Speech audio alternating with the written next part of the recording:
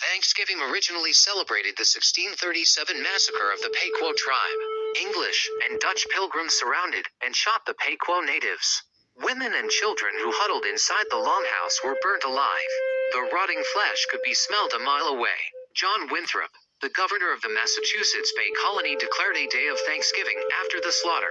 The remaining women and children were sold into slavery, while the rest were murdered.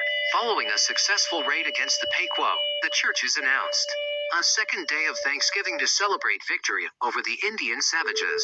Next Thanksgiving, when you gather with your loved ones to thank God for all your blessings, think about the thousands of natives that were murdered on these national holidays.